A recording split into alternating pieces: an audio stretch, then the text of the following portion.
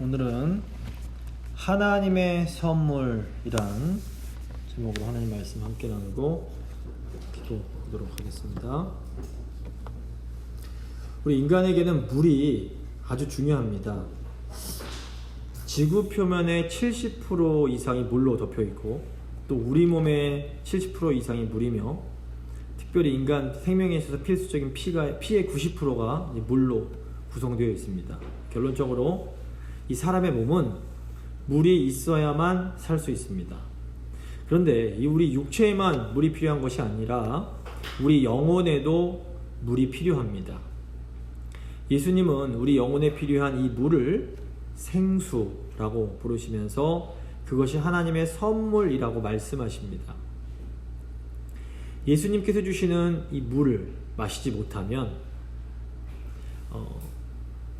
이 육체적으로는 아무 부족함이 어려움이 없을지라도 이 마음속에서 늘 부족함을 느끼며 영적인 갈증을 느낄 수밖에 없습니다. 사람이 너무 목이 마르면 어떤 물이라도 마시고 싶어집니다. 제가 오래전에 한번 말씀드린 것 같은데 20살 제 대학교 1학년 시절에 친한 친구가 설악산을 등반한 적이 있었습니다. 근데 이제 배낭을 메고 산 끝에 올라갔는데 거기서 그만 길을 잃어버려서 텐트를 치고 자고 일어났는데 물이 하나도 없는 겁니다. 너무 목이 말라서 봤더니만 그 나뭇잎에 이슬이 떨어져 있어서 친구랑 그것을 이제 핥아먹으면서 겨우겨우 길을 찾아서 내려온 적이 있었습니다. 그러니까 우리가 예수님이 우리에게 주시는 이 생수를 마시지 못하면 우리 영혼도 이처럼 너무 갈급함을 느끼는 겁니다. 그래서 뭐라도 이렇게 먹고 싶어 합니다. 뭐라도 마시고 싶어 합니다. 어떤 분들은 가족이나 어떤 친구 같은 사람을 통해서 이 주님께서 주실 이 영적인 갈증을 해소해 보려고 애를 씁니다. 또 어떤 분들은 운동이나 취미 활동 같은 것에 깊이 몰두해서 그 마음속에 공허한 이 영적 갈등을 해소해 보려고 노력을 합니다. 또 이제 어떤 저 사람들은 그 쾌락을 통해서 이 영적인 깊은 갈증을 해소해 보려고 노력을 합니다. 영국의 유명한 작가 G.K. 체스터톤이라는 분은 창녀촌의 문을 두드리는 사람은 예외 없이 하나님을 찾고 있는 것이다 라는 아주 유명한 말을 남깁니다. 그러니까 오늘날 특별히 이제 미국 젊은이들이 마약이나 이런 쾌락을 추구하는 것의 깊은 근원에는 하나님을 향한 깊은 갈망이 있음을 저희가 알아야 됩니다. 그런데 이 우리의 목마른 영혼을 만족시킬 수 있는 생명의 물은 오직 예수님만 주실 수가 있습니다. 예수님께서 이 땅에 오신 이유가 우리에게 이 생명의 물을 주시기 위해서였습니다. 그래서 우리가 교회에서 가장 먼저 해야 할 일이 무엇인가 하면 예수님이 주시는 이 생수를 마시는 일입니다. 우리가 교회에서 예배 참석하고 교인들과 교제도 나누고 찬양 부르고 봉사하고 식탁 교제도 같이 할 수 있습니다. 하지만 우리가 말씀을 통해서 주시는 이 생수를 마시지 못하면 우리는 계속해서 목이 마를 수밖에 없는 겁니다. 마음이 채워지질 않는 겁니다. 예수님이 주시는 이 생수를 마시지 못하면 교회는 그래서 열심히 다녀도 마음이 만족스럽지 못하고 답답할 수 있습니다. 다른 사람 용서해야 되는 걸 다 알지만 이 마음이 힘드니까 용서가 안 됩니다. 작은 일에도 자꾸 짜증이 나고 스트레스를 계속 받게 되는 겁니다.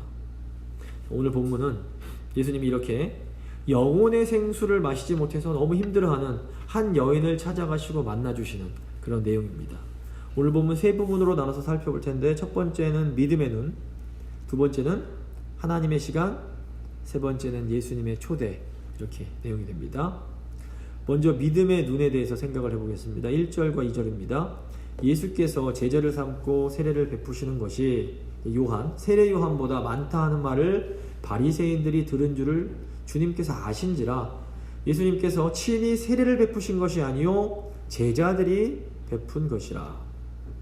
세례 요한이 예수님께서 사역을 시작하시기 전에 회개의 세례를 베풀면서 그 예수님의 그런 공생의 사역을 준비를 했습니다.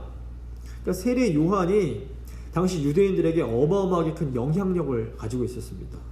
이 영향이 얼마나 컸는지 유대교 지도자들이 세례 요한에게 큰 위협을 느낄 정도였습니다. 그런데 이제 예수님께서 공생애를 시작하시면서 세례 요한에게 세례받던 사람들보다 더 많은 사람들이 예수님의 제자들에게 세례를 받게 된 겁니다.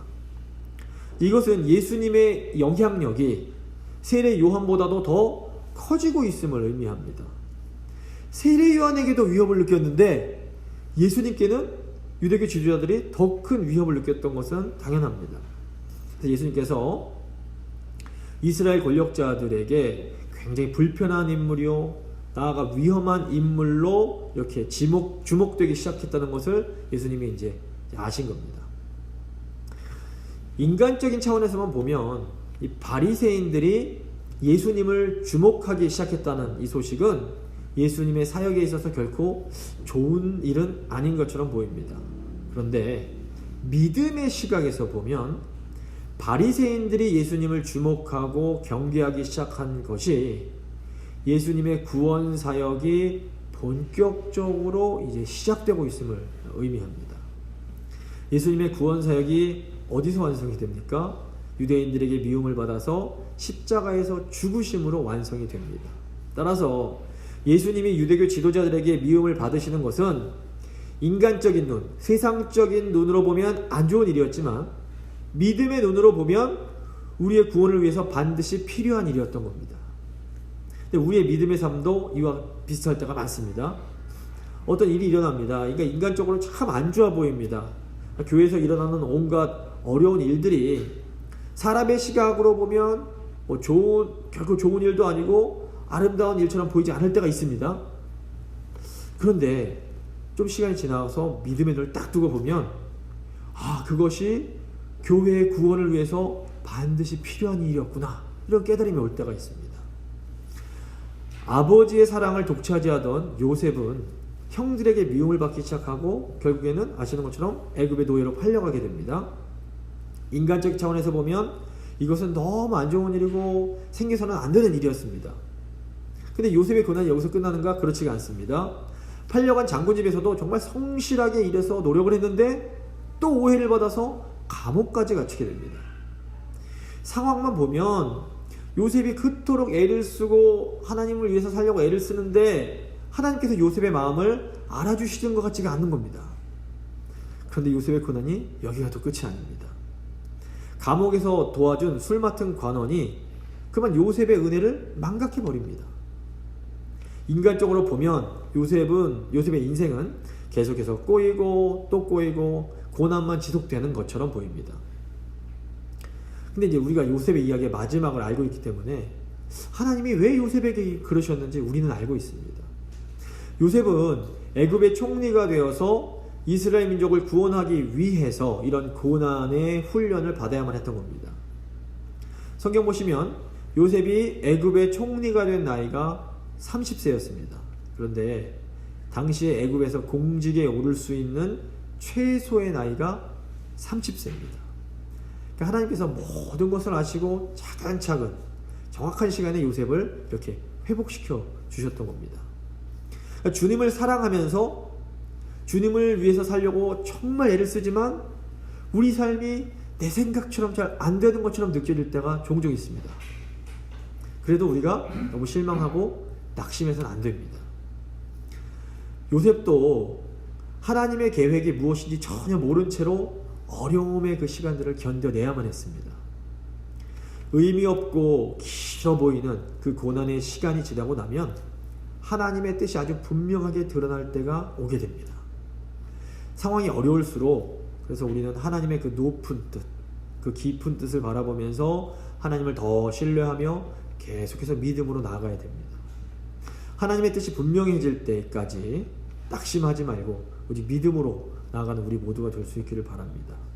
두 번째 이제 보시면 하나님의 시간입니다. 3절입니다. 유대를 떠나사 다시 갈릴리로 가실세. 예수님은 이제 바리새인들이 예수님께 위협을 느끼기 시작했다는 것을 아시고 유대 지역을 떠나서 다시 저 북쪽 갈릴리로 가십니다.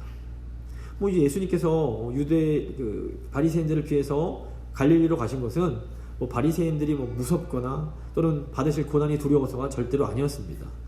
요한복음 2장 보시면 가나안 혼인잔치가 나오는데 이때 예수님의 어머니 마리아가 예수님께 포도주가 떨어졌다라고 말씀을 하시자 예수님이 여인이여 아직 내 때가 이르지 않았습니다 라고 말씀을 하십니다. 이게 무슨 의미인가 하면 예수님은 하나님의 때를 알고 계셨던 겁니다. 그래서 예수님께서 지금 바리새인들을 피해서 갈릴리 북쪽에 있는 갈릴리로 가신 것은 아직 하나님의 때가 아니었기 때문입니다. 그래서 모든 일에는 하나님의 때, 하나님의 시간이 있습니다. 그래서 우리가 신앙생활을 할 때에 이 하나님의 때를 이해하는 것이 아주 중요합니다. 전도서 3장 1절 보시면 범사에 기한이 있고 천하만사에 다 때가 있나니 라고 말씀합니다. 그래서 모든 일에는 하나님께서 정해두신 그 시기란 것이 있습니다. 우리가 나서야 될 때가 있고 물러서야 할 때가 있고 또 싸워야 할 때가 있고 참아야 될 때가 있고 또 막 달려가야 할 때가 있고 또 가만히 쉬어야 할 때가 있는 겁니다. 그래서 예수님은 하나님의 때가 있음을 분명히 알고 계셨고 또 그 때가 언제인지도 정확하게 알고 계셨습니다. 그래서 복음서를 보시면 예수님은 절대로 어떤 일들을 이렇게 무리해서 억지로 진행하지 않으십니다. 누가복음 5장 보시면 예수님께서 이제 나병에 걸린 사람을 고쳐주시자 이 소문이 나서 병든 사람이 예수님께 몰려오게 됩니다. 근데 예수님께서 이때 막 몰려드는 사람들을 고쳐주지 않으시고 물러가셔서 한적한 곳에서 기도를 하십니다. 야, 이거 도움 필요한 사람들을 그냥 내버려두고 혼자 가서 기도하시는 예수님, 너무 매정한 것 아닌가? 이런 생각이 들 수 있습니다. 그런데 누가복음 17장을 보시면 나병 환자 10명이 한꺼번에 고침을 받습니다. 그런데 그 중에서 오직 단 한 명만 다시 예수님께 와서 하나님께 영광을 돌립니다. 딱 한 명만 믿음을 갖게 된 겁니다. 나머지 9명은 자기들 병 고침 받는 것에만 관심이 있었지 예수님께는 관심이 없었던 겁니다. 결국 이 9명은 육신의 병은 고침을 받았지만 예수님께서 주시는 하나님의 선물 생수는 받아 마시지를 못하게 된 겁니다. 그래서 예수님은 이 땅에 육신의 병을 고쳐주시기 위해서가 아니라 보다 더 근본적으로 영생을 주시기 위해서 오셨습니다. 그래서 물론 예수님께서 병도 고쳐주시고 뭐 기적도 일으키시지만 이렇게 병 고침을 받고 기적을 경험한다고 해서 다 믿음이 생기는 것은 아닙니다. 그래서 예수님은 하나님의 일을 하셔야 할 때와 또 물러서셔서 하나님과 교제하셔야 할 때를 정확하게 알고 계셨습니다. 그래서 예수님은 성전에서 장사하는 사람들을 보시고는 막 무섭게 화를 내시면서 그들의 상을 뒤엎어 버리시며 싸우셨습니다. 예수님은 싸워야 할 때는 싸우십니다. 하지만 오늘 말씀 보시면 예수님께서 지금 유대를 떠나 갈릴리로 가시는데 이것은 아직 하나님의 때가 아니었기 때문이었습니다. 예수님은 세상을 심판할 힘과 능력이 있으셨지만 결코 그 힘을 함부로 사용하지 않으셨습니다. 예수님은 하나님께서 정해두신 시간까지 조용히 순종하시면서 하나님의 때를 기다리십니다. 성숙한 성도의 믿음은 예수님의 이 순종의 모습을 본받는 겁니다. 하나님의 때를 잘 분별해서 그 시기가 되기까지 겸손하게 참고 기다리는 겁니다. 근데 이게 쉽지 않습니다. 우리가 조금만 상황이 좋아지면 어떻게 됩니까? 너무 쉽게 교만해지고 하나님 뜻이 아니라 내 뜻대로 뭔가를 하고 싶어 합니다. 그런데 성숙한 믿음은 참고 기다리는 겁니다. 할 수 있는 능력이 있고 또 할 수 있는 자유도 있지만 하나님의 때가 있다는 것을 알기에 참고 기다릴 수 있어야 됩니다. 신앙생활 하면서 정말 어려운 것이 하나님의 때를 분별하는 겁니다. 정말 하고 싶지 않아도 해야 할 때가 있고 정말 하고 싶지만 또 하지 말아야 될 때가 있습니다. 그렇다면 우리가 어떻게 해야 이 하나님의 때를 분별할 수 있는 것일까요? 결론부터 말씀드리면 말씀과 성령으로 충만해야 됩니다. 하나님의 때를 분별하는 것은 어떤 인간적인 지혜나 지식이나 많은 경험으로 되는 것이 결코 아닙니다. 내가 할 수 있다 하고 생각하는 순간 우리는 넘어지고 실수할 수밖에 없습니다. 우리가 겸손하게 예수님만 바라보면서 예수님 말씀에 귀 기울일 때에 성령께서 우리의 발걸음을 한 걸음 한 걸음 인도해 주십니다. 시편 119편 105절 보시면 주의 말씀은 내 발의 등이요 내 길의 빛이니이다 라고 말씀합니다. 근데 이 시편이 전깃불이 없던 고대에 쓰여진 시편입니다. 이 발을 비춰주는 등은 기껏해 한 3피트 정도, 1m 정도밖에 비춰줄 수가 없었습니다. 이게 무슨 말일까요? 우리는 주님의 말씀을 따라서 딱 한 걸음, 한 걸음씩 걸어 나가야 되는 겁니다. 저 멀리까지 보고 뛰어간다 생각하시면 안 됩니다. 매일매일 한 걸음씩 가시는 겁니다. 하나님이 출애굽한 이스라엘 백성들에게 주셨던 만나도 똑같은 것을 교훈합니다. 하나님은 만나를 하루치씩 주셨습니다. 그러니까 우리가 매일매일 새롭게 하나님의 말씀을 받아야 됩니다. 그래서 내가 어느 순간 하나님의 말씀을 딱 깨달았다고 야, 난 이제 하나님 말씀 알아 라고 말하는 것은 결코 지혜로운 것이 아니라는 겁니다. 매 순간마다 하나님의 말씀을 의지함으로 성령의 인도함을 받아서 하나님의 때를 분별하며 지혜로운 삶을 사는 우리 모두가 될 수 있기 바랍니다.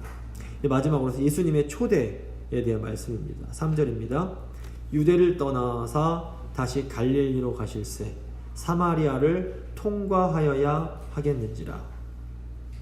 예수님께서 이제 유대 남쪽 유대 지역에서 저 북쪽 갈릴리로 가실 때는 가운데 이제 사마리아 지역을 통과해서 가셔야 했습니다. 그래서 지리 보시면 유대 땅이라고, 예루살렘에 있는 유대 땅은 남쪽이고 예수님의 고향이 있는 나사렛 그 갈릴리 지역은 북쪽이었습니다.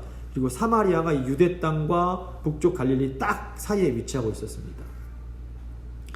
그래서 유대에서 갈릴리로 갈 때에는 이 사마리아를 통과해서 가는 게 가장 쉽고 빠른 길이었습니다. 그럼에도 유대인들은 사마리아 지역을 통과하고 싶어 하지 않았습니다. 왜냐하면 이 사마리아 지역이 과거 북이스라엘에 속한 지역이었습니다. 한때는 또 북이스라엘의 수도이기도 했습니다. 이제 북이스라엘이 이제 기원전 722년에 아수르에게 멸망을 당했을 때 아수르가 다른 지역에 살던 이방인들을 강제로 이 사마리아 지역으로 이주를 시킵니다. 그래서 이 사마리아 이주된 이방인들과 이스라엘 백성들이 결혼을 하면서 이 사마리아가 혼혈인들의 땅이 되어버립니다. 그래서 유대인들이 이 순수한 혈통을 굉장히 중시했는데 그렇게다 보니까 이 혼혈인 사마리아인들을 경멸하기 시작했고 경멸을 받다 보니까 사마리아인들도 유대인들을 굉장히 증오하기 시작했습니다. 근데 오늘 4절 말씀 보시면 예수님께서 사마리아 지역을 통과하셔야만 했음을 강조합니다. 예수님께서 하나님의 그 구원 사역을 베푸시기 위하여 이 사마리아에서 뭔가 하실 일이 있었던 겁니다. 5절과 6절입니다. 사마리아에 있는 수가라 하는 동네에 이르시니 야곱이 그 아들 요셉에게 준 땅이 가깝고 거기 또 야곱의 우물이 있더라. 예수께서 길 가시다가 피곤하여 우물 곁에 그대로 앉으시니 때가 6시쯤 되었더라. 6절 보시면 예수님께서 이제 좀 그 여인을 만나시기 위해서 쉬시는 시간이 6시쯤 됐다고 하는데 이 6시는 유대 시간 6시는 요즘으로 하면 정오에 해당합니다. 한낮인 겁니다. 7절입니다. 사마리아 여자 한 사람이 물을 기르러 왔음에 예수께서 물을 좀 달라 하시니 이는 제자들이 먹을 것을 사러 그 동네에 들어갔음이러라. 일반적으로 여자들은 시원한 시간에 함께 어울려서 우물로 물을 기르러 오곤 했습니다. 그런데 지금 이 여인은 다른 사람들이 오지 않는 대낮에 한낮에 혼자서 물을 기르러 왔습니다. 이것은 이 여자가 다른 사람들을 별로 만나고 싶어 하지 않았음을 암시합니다. 다른 사람들을 만나고 싶지 않아서 아주 뜨거운 정오에 우물 끌어온 여인이 지금 예수님을 만났는데 이것은 굉장히 좀 당혹스러운 일이었을 수 있습니다. 예수님 당시에 이 우물가는 단순히 이렇게 물만 뜨는 곳이 아니었습니다. 이 우물가는 남녀 간의 이런 로맨스가 이제 떠오르는 그런 장소였습니다. 이 성경만 보셔도 모세, 이삭, 야곱 이 세 사람이 모두 우물가에서 아내를 이제 만나는 일이 시작이 됩니다. 그래서 당시 이게 유대교 교사들은 일반적으로 남자들은 여자들과 많은 얘기를 나누지 말아라 이렇게 가르쳤습니다. 특별히 유대 교사들은 사마리아 여자들은 태어날 때부터 부정한 인간들이니까 절대 사마리아 여자와는 상종도 하지 말아라, 이런 식으로 가르쳤습니다. 더욱이 지금 이제 그 우물가로 물을 기르러 온 이 여인은 또 그 중에서도 행실이 좋지 않기로 아주 유명한 그런 여인이었습니다. 그러므로 지금 당시에 유대 남자인 예수님께서 우물가에서, 그리고 또 사마리아 여인에게 물 좀 달라고 청하는 것은 굉장히 큰 스캔들이 날 수 있는 그런 일이었습니다. 예수님의 행동은 당시 유대인들 뿐 아니라 심지어 예수님의 제자들에게도 깜짝 놀랄만 아주 큰 일이었던 겁니다. 하지만 예수님의 행동에 의해서 가장 놀랐던 게 누구였을까요? 바로 우물가로 물 기르러 왔던 그 여인이 가장 크게 놀랐습니다. 9절 보시면 사마리아 여자가 이르되 당신은 유대인으로서 어찌하여 사마리아 여자인 나에게 물을 달라 하나이까 하니 이는 유대인이 사마리아인과 상종하지 아니함이로라. 예수님으로부터 물 좀 달라고 부탁을 받은 그 사마리아 여인은 아마도 깜짝 놀랐을 겁니다. 유대인들은 본래 사마리아 사람들을 무시했습니다. 무시하는 정도가 아니라 아주 멸시를 했습니다. 유대인들에게 돼지가 굉장히 부정한 짐승이었다는 건 아실 겁니다. 그런데 이 유대인들은 사마리아인이 쓰는 그릇을 돼지 그릇만큼이나 부정한 것으로 여겼습니다. 얼만큼 유대인들이 사마리아인을 멸시했는지 알 수 있습니다. 더욱이 여자들은 당시에는 안타깝게도 남자들보다 이렇게 열등한 취급을 받았고, 더욱이 지금 이 여인은 남편이 여러 명이 있는 그런 과거를 가지고 있는 여인이기 때문에 여자들 중에서도 그 좀 천대를 받던 그런 여자였습니다. 그런데 바로 이런 여인에게 유대 남자인 예수님께서 좀 물 좀 주십시오, 이렇게 청하고 계신 겁니다. 참 놀라운 것은 이 말씀을 보면 도움을 청하시는 예수님의 모습이 다른 유대인들처럼 어떤 경멸함이나 오만함이 전혀 보이지 않는다라는 겁니다. 아마도 예수님은 아주 심하게 멸시받고 천대받던 이 여인에게 부드럽게 정중하게 물 좀 달라고 요청을 하셨을 겁니다. 예수님은 상처 많은 그 여인의 마음을 아시고 그 여인이 마음을 열 수 있도록 아주 정중하고 부드럽게 도움을 청하십니다. 예수님은 전능하신 하나님이십니다. 예수님은 당시 전 세계를 호령하던 로마 황제에게도 명령할 수 있는 분이십니다.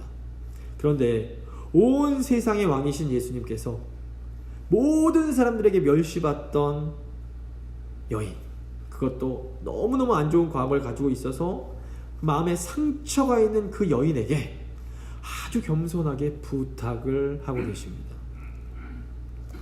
예수님은 모든 사람에게 천대받고 무시당하던 이 여인을 천하보다 귀한 영혼으로 존중해 주고 계신 겁니다. 사실 예수님은 여인에게 물을 얻어 마시려고 그곳에 가신 것이 아니었습니다. 예수님께서 그곳에 가셨던 것은 영혼의 심한 갈증을 느끼는 그 여인에게 하나님의 선물을 주고 싶으셨기 때문입니다. 예수님은 그 여인에게 이 여자 일로 와봐, 내가 이 선물 줄 테니까 이 받아, 이런 식으로 함부로 하지 않으십니다. 도리어 예수님은 아주 겸손한 태도로 먼저 물을 달라고 부탁을 하시면서 그 여인이 마음을 열 수 있도록 도와주십니다. 바로 이 예수님의 겸손한 태도가 온 우주의 왕이신 주님께서 보잘것없는 죄인인 우리를 대해주시는 태도입니다.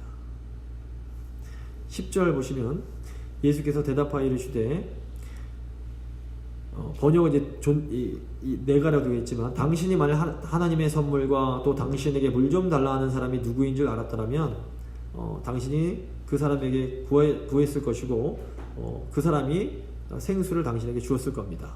이렇게 이제 또 번역이 가능합니다.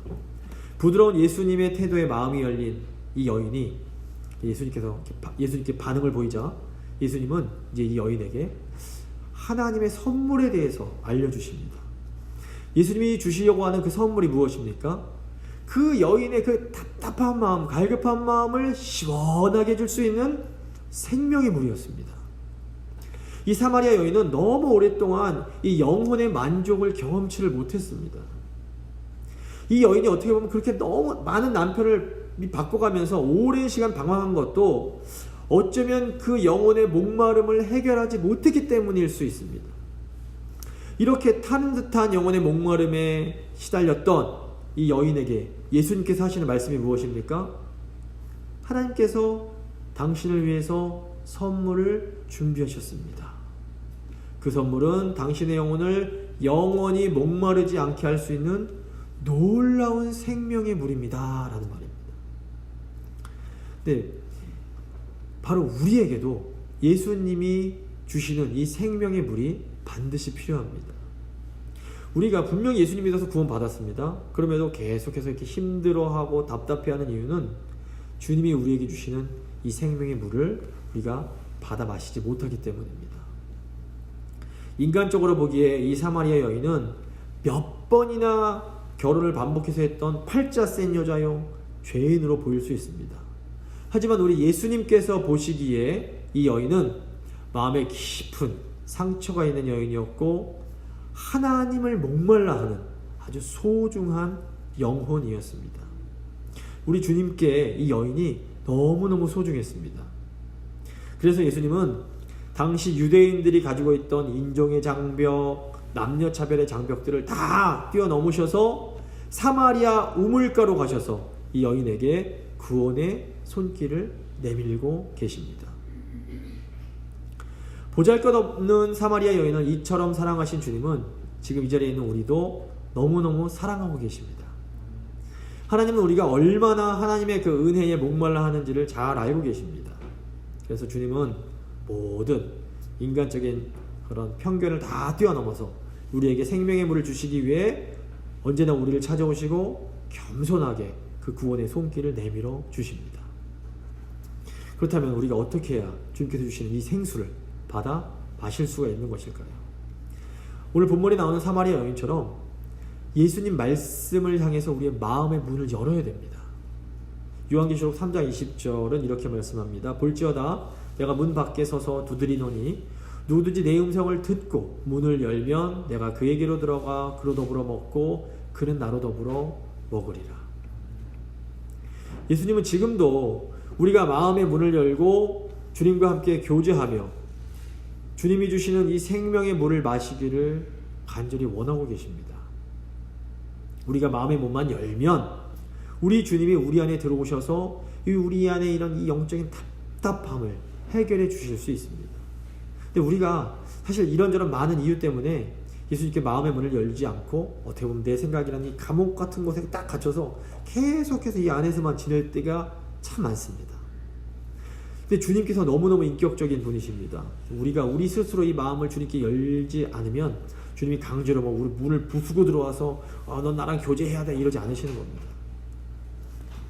예수님은 지금도 아주 여러 가지 방법으로 우리를 불러주고 계십니다. 지금 이 시간에도 주님은 이 말씀을 통해서 마음의 문을 열어라. 내가 너에게 영원히 목마르지 않을 생명의 물을 주겠다 라고 하시면서 우리를 부드럽게 부르고 계십니다. 주님의 이 음성에 순종하셔서 주님을 향해 활짝 마음을 열고 주님이 주시는 하나님의 선물인 영생의 물을 이 마음껏 받아 마심으로 영혼의 놀라운 회복을 경험하는 우리 모두가 될 수 있기를 바랍니다. 말씀을 마무리 짓도록 하겠습니다. 우리에게는 무엇보다 믿음의 눈이 필요합니다. 상황이 어려워도 하나님의 그 높으신 뜻을 바라보면서 하나님을 더욱 신뢰하며 믿음으로 나가야 됩니다. 하나님의 때를 분별하려면 매 순간마다 말씀을 의지함으로 성령님의 인도를 받아야 됩니다. 그리고 주님께서는 지금도 우리를 생명으로 초대하고 계십니다. 주님의 음성에 순종하여 마음을 열어 주님께서 주시는 이 생명의 물을 받아 마시고 주님 주시는 이 놀라운 영혼의 회복을 경험하는 우리 모두가 될 수 있도록 함께 잠시 기도하도록 하겠습니다.